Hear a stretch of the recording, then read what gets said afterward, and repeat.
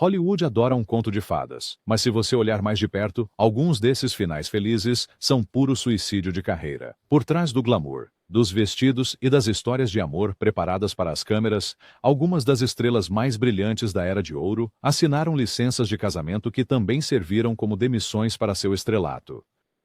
Então, aqui está a verdadeira pergunta. Será que casar pode realmente matar uma lenda? Prepare-se, vamos levantar o véu para revelar as uniões que destruíram a realeza de Hollywood, às vezes para sempre. Dorothy Dandridge e Jack Dennison. Se você quer um modelo de como um casamento pode arruinar uma carreira, a história de Dorothy Dandridge deveria vir com um aviso. Imagine isso, 1959.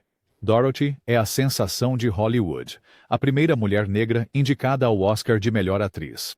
Ela é talentosa, deslumbrante e pronta para se tornar um ícone. Entra Jack Dennison, um dono de boate com mais ambição do que escrúpulos e charme suficiente para se infiltrar na vida de Dorothy. No papel, parecia um segundo ato, mas fora das câmeras, desenrolou-se como um desastre em câmera lenta.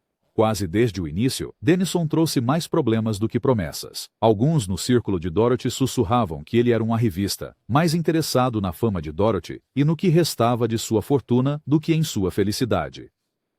Se isso não fosse suficiente, rumores de abuso começaram a circular. Dennison era supostamente fisicamente e emocionalmente abusivo a portas fechadas. A última ofensa? Dennison convenceu Dorothy a financiar seu restaurante em dificuldades, esgotando o pouco dinheiro que ela tinha. O casamento não era apenas pessoalmente tóxico, era um veneno para a carreira. Hollywood, já pouco gentil com atrizes negras, virou ainda mais as costas. As ofertas de elenco secaram, e Dorothy, que já foi manchete, agora uma nota de rodapé, se viu excluída da indústria na qual lutou tanto para entrar. Quando finalmente deixou Dennison em 1962, Dorothy estava quase falida e profissionalmente radioativa. Seu trágico declínio apenas acelerou a partir daí. Ruína financeira, depressão e abuso de substâncias a perseguiram. Quando Dorothy Dandridge morreu em 1965, com apenas 42 anos, não foi apenas uma tragédia pessoal. Foi também uma perda para Hollywood. Claro, o racismo e a política dos estúdios tiveram seu papel, mas seu casamento com Dennison foi o iceberg que finalmente afundou seu navio. Para quem pensa que o amor conquista tudo, a história de Dorothy é um lembrete brutal. Na Era de Ouro de Hollywood, o casamento errado poderia destruir sua carreira e seus sonhos mais rápido do que qualquer crítica negativa. Judy Garland e Vincente Minnelli. Imagine ser a estrela mais amada da América, a própria Dorothy, o coração e a alma da MGM.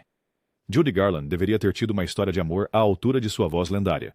Em vez disso, seu casamento com Vincente Minnelli tornou-se um conto de advertência sobre o que acontece quando a máquina de Hollywood orquestra sua vida pessoal tão rigidamente quanto um número musical. Garland conheceu Minnelli no set de Meet Me in St. Louis, onde ele era o diretor e ela era a estrela brilhante do filme. O casamento deles em 1945 parecia por um breve momento como a magia clássica do cinema.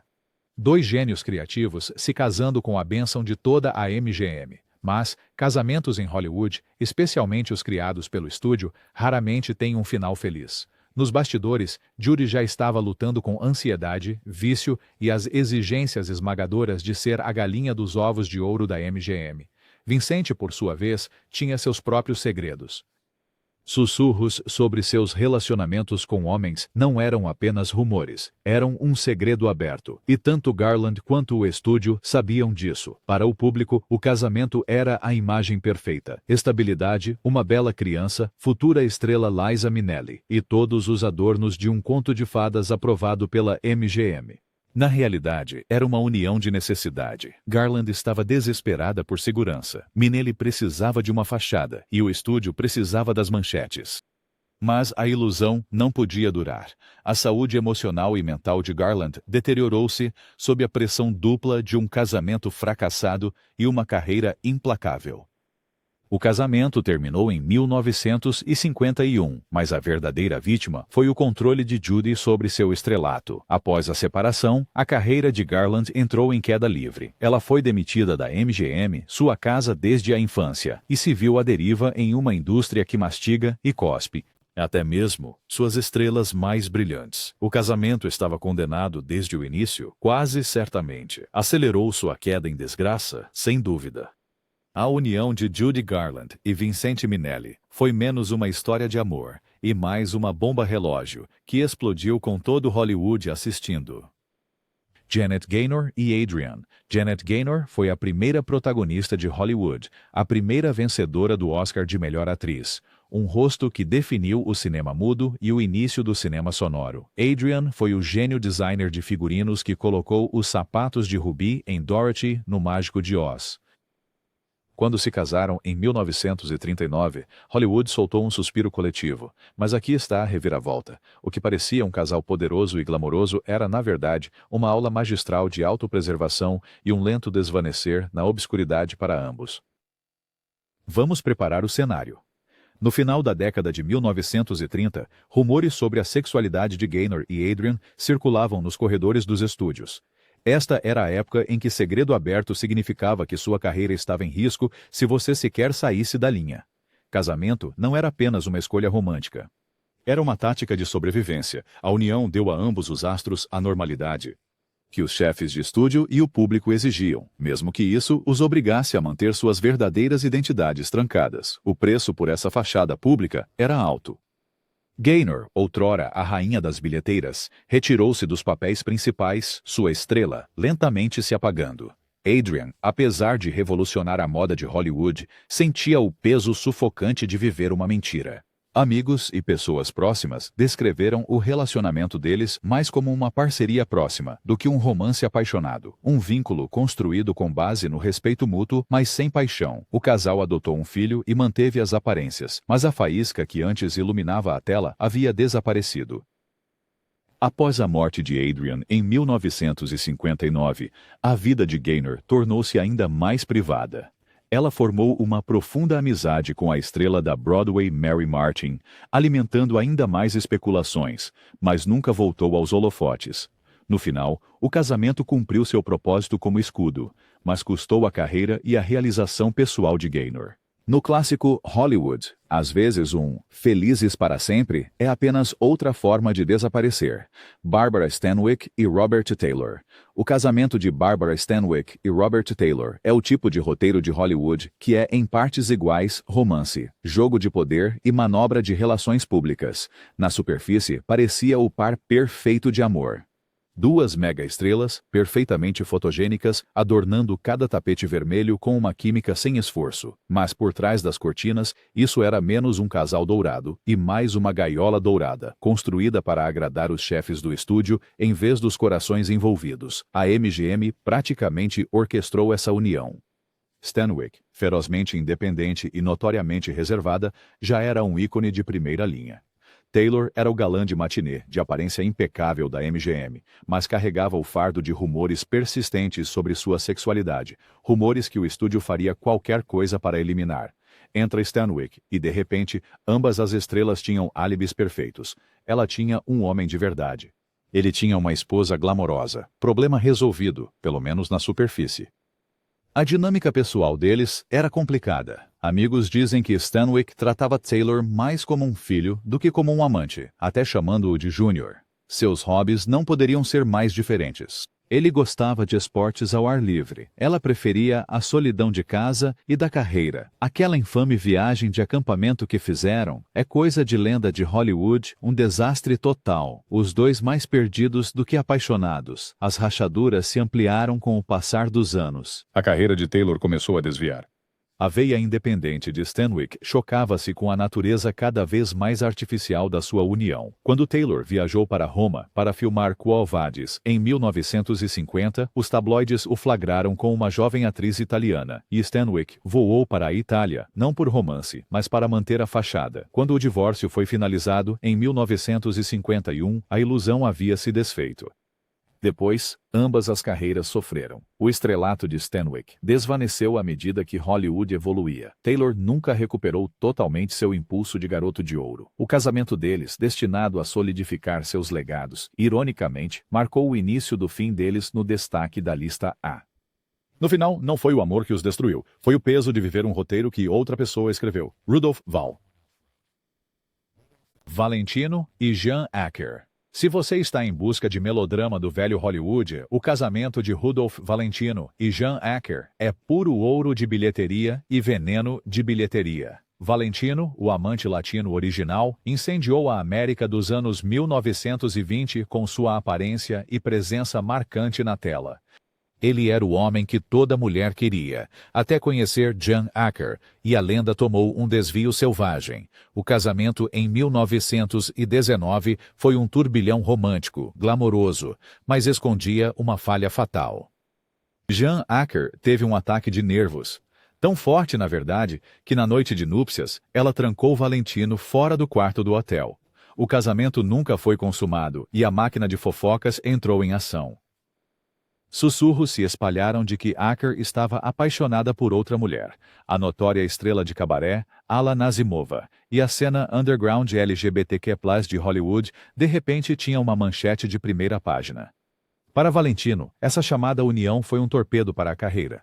O escândalo o transformou em alvo de tabloides e alimentou rumores sobre sua própria sexualidade.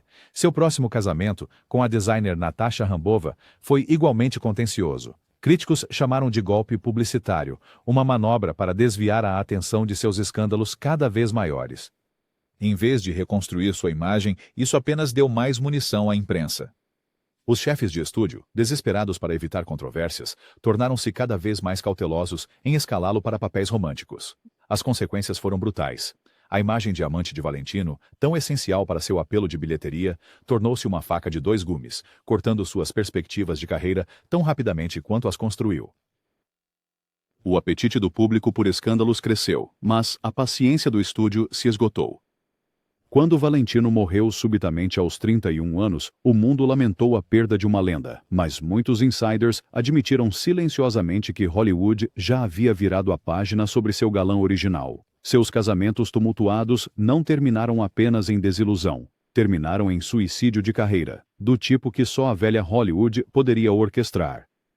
Peter Lawford e Patricia Kennedy. Peter Lawford era o charmoso ator britânico que parecia ter tudo, um lugar no Rat Pack, uma linhagem de Hollywood e mais charme do que uma caixa de filhotes de smoking. Mas seu casamento com Patricia Kennedy se tornaria a derradeira faca de dois gumes, dando-lhe acesso à família mais famosa do mundo e, ao mesmo tempo, escrevendo o obituário de sua carreira cinematográfica. A união em 1954 foi mais do que romântica. Era teatro político. Lawford conseguiu uma ligação direta com a realeza americana, e os Kennedys conseguiram uma autêntica estrela de Hollywood para o álbum de fotos da família. Por um tempo, Lawford desempenhou o papel de marido dedicado, misturando o glamour de Hollywood com a influência dos Kennedy. Mas a portas fechadas, as coisas estavam desmoronando. A mulherização de Lawford e o crescente abuso de substâncias não se encaixavam exatamente na imagem impecável dos Kennedy. O verdadeiro assassino de carreira, no entanto, foi a pressão que veio com a conexão Kennedy. Lawford se viu cada vez mais estereotipado, não apenas nos filmes, mas na vida.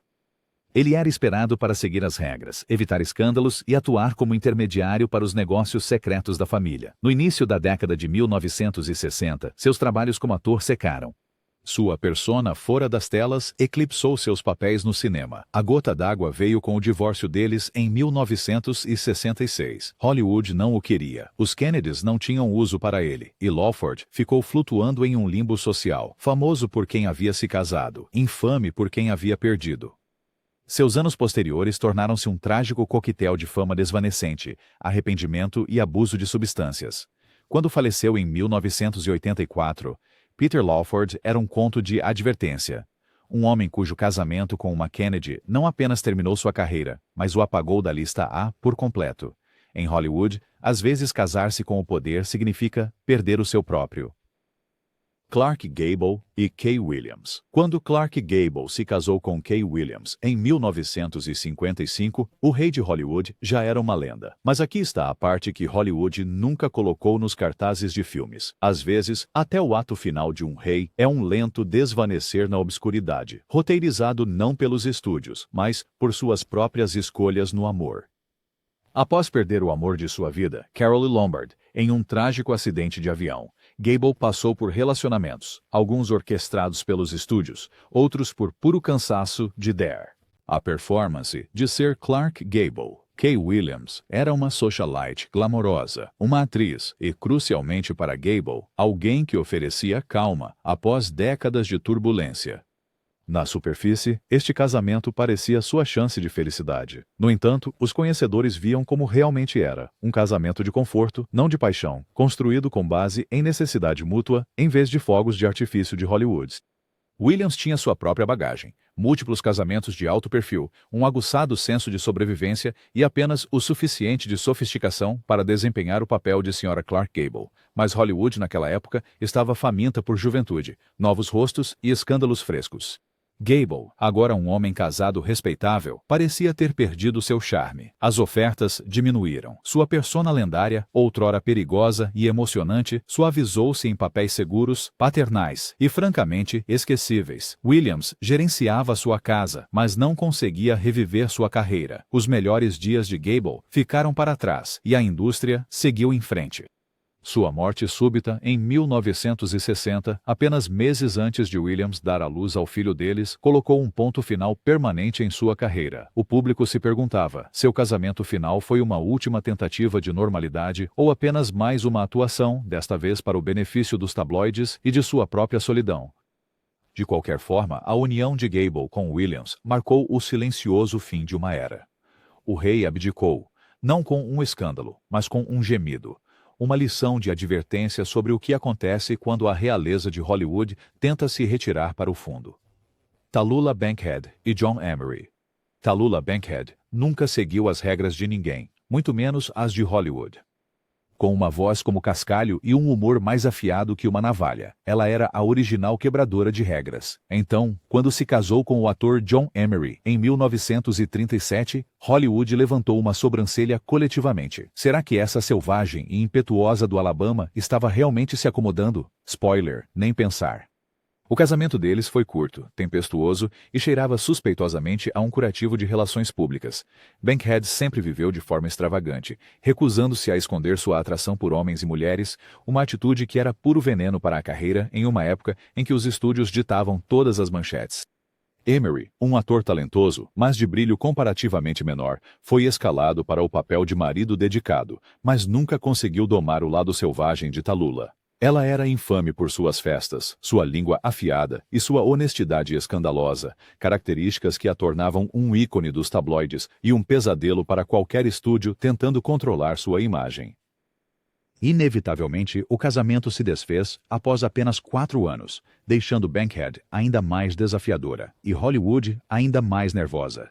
Em vez de suavizar sua reputação, a união a amplificou.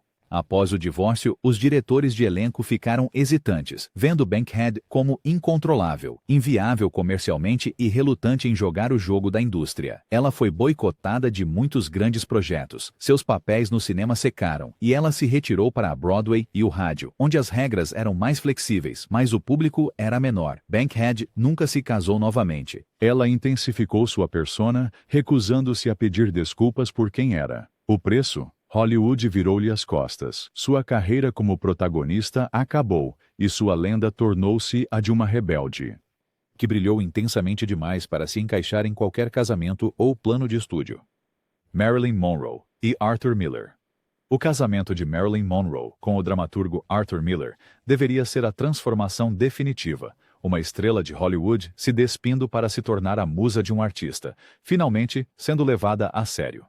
Em vez disso, tornou-se o capítulo final em sua luta contínua por identidade, empurrando sua carreira para um precipício em câmera lenta. No papel, era um par de cair o queixo. Monroe, o símbolo sexual mais famoso do mundo, casa-se com Miller, o intelectual introspectivo, por trás de morte de um caixeiro viajante. O mundo sintonizou para um conto de fadas da vida real, mas Monroe não estava apenas em busca de amor, ela estava desesperada por respeito. Ela se jogou no mundo de livros e ideias de Miller, ansiando pela validação que Hollywood sempre lhe negou. Para Miller, o casamento significava celebridade instantânea, um holofote mais brilhante do que qualquer prêmio literário poderia oferecer. Mas o conto de fadas azedou rapidamente. Monroe, já lutando contra a ansiedade e o abuso de substâncias, encontrou no intelectualismo de Miller tanto uma tábua de salvação quanto um fardo.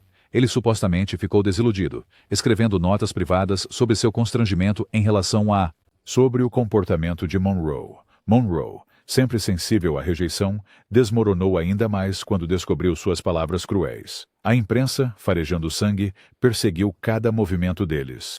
Em termos de carreira, a tentativa de Monroe por legitimidade saiu pela culatra. Os estúdios a viam como difícil, pouco confiável e mercadoria danificada. Grandes projetos foram engavetados ou reformulados, e a própria dúvida de Monroe tornou-se uma profecia autorrealizável. Após o divórcio do casal em 1961, os últimos anos de Monroe foram um emaranhado de projetos inacabados, problemas de saúde e infâmia nos tabloides. Sua morte trágica, aos apenas 36 anos, se tornou a última advertência. Fama, inteligência e amor nem sempre se dão bem em Hollywood. O casamento de Marilyn Monroe e Arthur Miller não terminou apenas em desilusão. Ajudou a encerrar a carreira mais luminosa que Hollywood já produziu. Às vezes, a maior transformação é também a maior ruína. Gloria Swanson e Herbert K. Sanborn.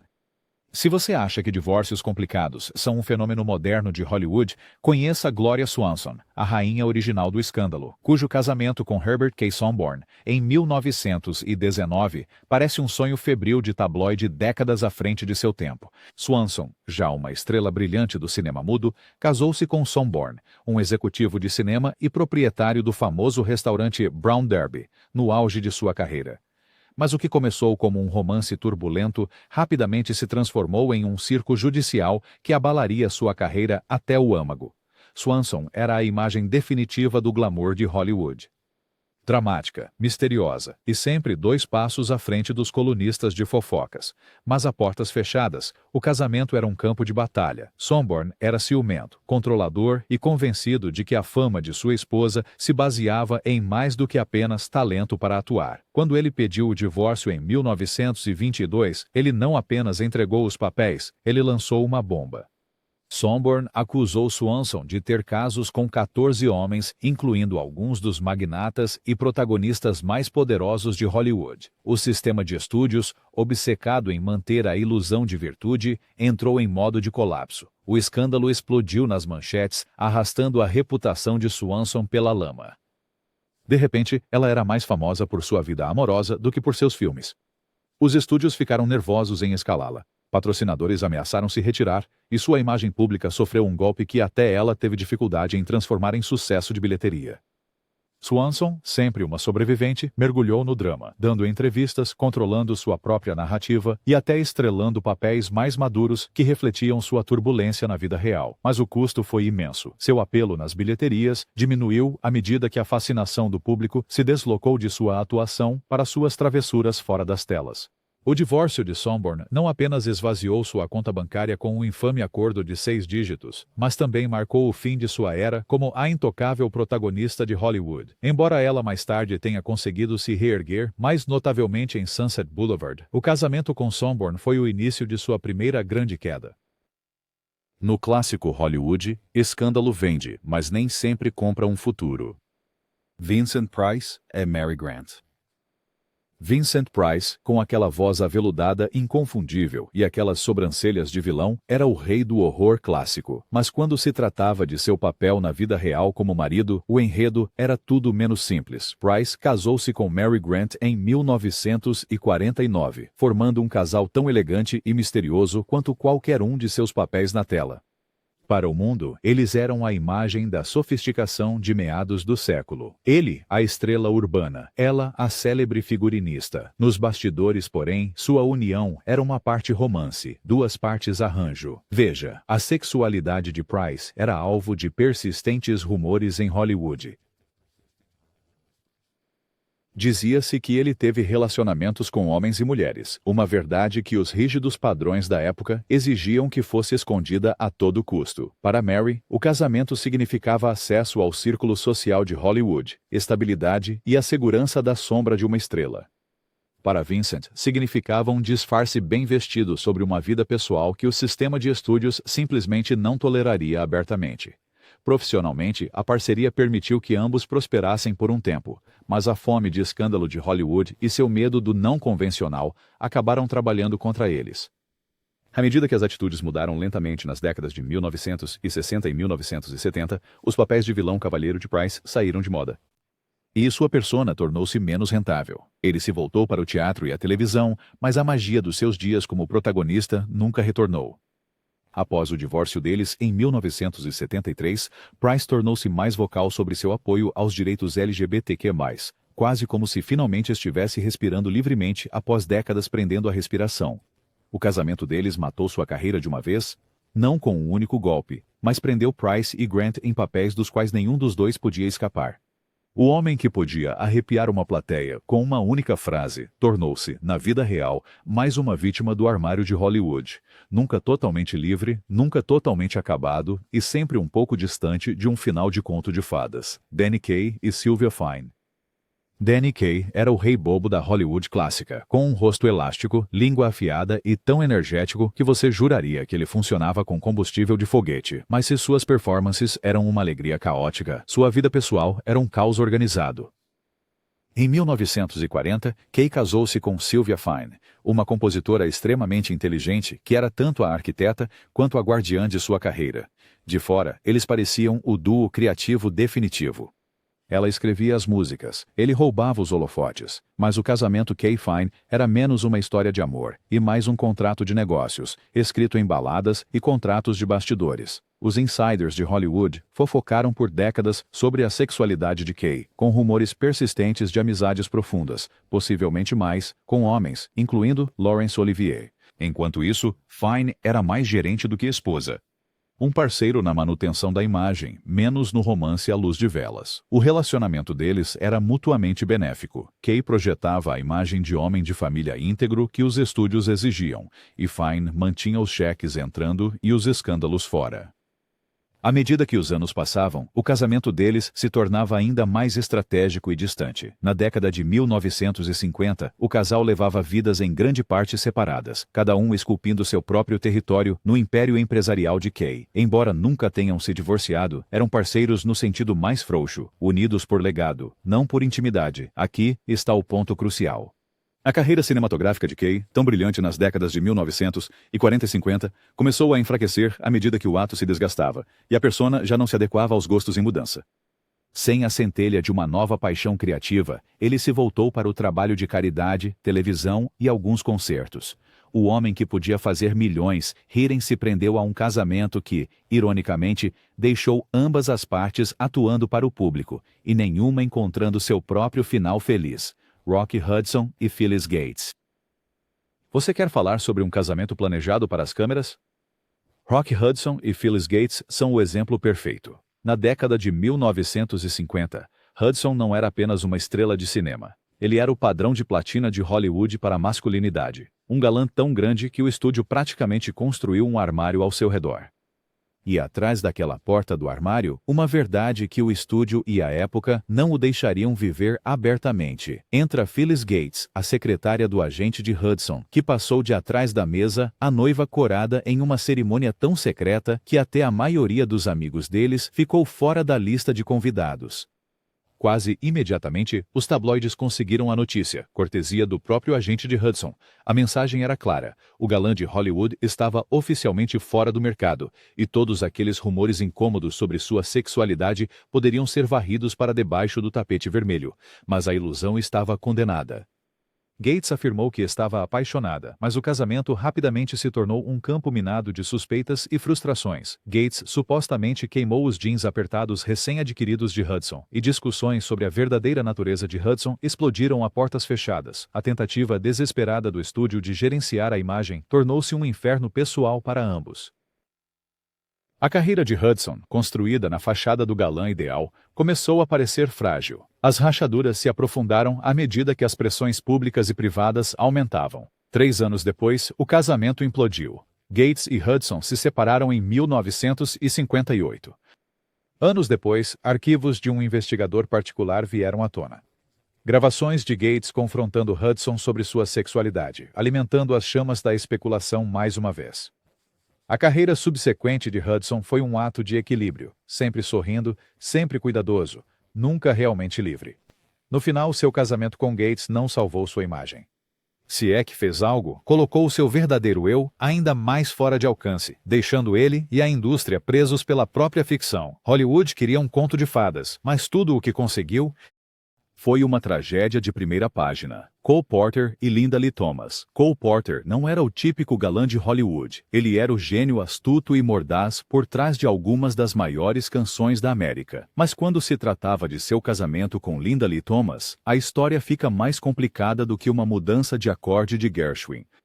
Porter, cuja atração por homens era o segredo mais mal guardado de Manhattan, precisava de um escudo. E Linda, rica, elegante e ferozmente leal, encaixava-se perfeitamente. Eles se casaram em 1919, formando o que muitos chamavam de a união mais sofisticada no mundo do entretenimento. Porter ganhou estabilidade, cobertura social e uma companheira constante em suas viagens pelo mundo. Linda, marcada por um primeiro casamento violento, encontrou respeito, glamour e uma vida que a colocava no centro de todas as festas que valiam a pena. Juntos, eles deram lendárias soirées em Paris, Veneza e Nova York, construindo uma fortaleza de inteligência e estilo contra o mundo exterior. Mas, apesar de toda a harmonia aparente, o custo emocional foi alto. A carreira de Porter decolou com canções sobre amor e saudade, enquanto ele navegava pela dor de nunca viver autenticamente. Linda também pagou um preço. Sempre a socialite, nunca a amante. A parceria deles era enraizada na lealdade, não na paixão, um arranjo mutuamente benéfico que os prendeu em papéis cuidadosamente escolhidos. Com o passar das décadas, o mundo mudou, mas as regras da velha Hollywood não. Quando Linda morreu em 1954, Porter ficou inconsolável, sua chama criativa nunca mais a mesma. Seu próprio declínio seguiu rapidamente e ele se isolou. O casamento deles não terminou em escândalo, mas de uma maneira silenciosa, fechou a porta para duas carreiras. A magia das composições de Porter diminuiu, e a persona pública de Linda se desfez em uma memória de uma era desaparecida. Em Hollywood, às vezes, as uniões mais poderosas são aquelas que silenciosamente te apagam. Mary Pickford e Douglas Fairbanks. Antes de Brangelina ou Burton e Taylor, havia Mary Pickford e Douglas Fairbanks, a realeza original de Hollywood. O casamento deles, em 1920, foi anunciado como um conto de fadas da vida real. A namoradinha da América e o galante espadachim unindo-se para governar um reino novinho em folha, construído sobre sonhos de celuloide. Por um tempo, eles foram intocáveis. Fãs lotavam as ruas apenas para vê-los de mãos dadas, e sua mansão, Pickfair, tornou-se o epicentro literal do glamour da Era de Ouro. Mas quando o mundo te coloca em um pedestal, só há uma direção para seguir. Pickford e Fairbanks não apenas se casaram um com o outro, eles se casaram com a fantasia pública de perfeição, e essa fantasia se tornou um padrão impossível. À medida que a década de 1920 rugia, a persona de menina com cachos de Pickford tornou-se obsoleta, especialmente com a chegada dos filmes falados e o público exigindo algo novo. Fairbanks, outrora o herói atlético de ação, envelheceu para seus papéis e se irritou com a perda de relevância. Dentro de Pickfair, a magia desapareceu rapidamente. Depois vieram os rumores, casos, ciúmes e ressentimentos alimentados pelo escrutínio público incessante e pela ambição pessoal. O poder estelar combinado do casal começou a diminuir. Pickford, desesperada para continuar sendo a queridinha da América, lutou para fazer a transição para papéis adultos, enquanto o atletismo de Fairbanks nas telas deu lugar a joelhos doloridos e a indiferença do público. Hollywood, sempre ávida pela próxima sensação, seguiu em frente. Em 1936, tudo acabou. O divórcio deles causou ondas de choque na indústria, um fim público e conturbado para um casamento construído sobre um mito. Nenhuma das estrelas recuperou verdadeiramente sua antiga glória. Pickford se retirou para os bastidores, uma produtora pioneira, mas já não era mais a atração de bilheteria. Fairbanks desapareceu completamente das telas, morrendo apenas alguns anos depois. O casamento deles, tão deslumbrante no início, tornou-se o modelo de como uma união pode criar lendas e destruí-las sob a luz implacável dos holofotes intermináveis de Hollywood. Então, da próxima vez que ouvir falar de um casal dos sonhos de Hollywood, lembre-se, às vezes os sinos de casamento são realmente sirenes de alerta. Esses casamentos não terminaram apenas em desilusão. Eles fecharam a cortina sobre algumas das estrelas mais brilhantes que Hollywood já produziu. O que você acha? Essas uniões estavam condenadas desde o início ou foram apenas vítimas de uma indústria que pune o que é verdadeiro? Deixe sua opinião nos comentários. Inscreva-se para mais histórias não contadas e continue questionando o que é real por trás da fachada dourada de Hollywood.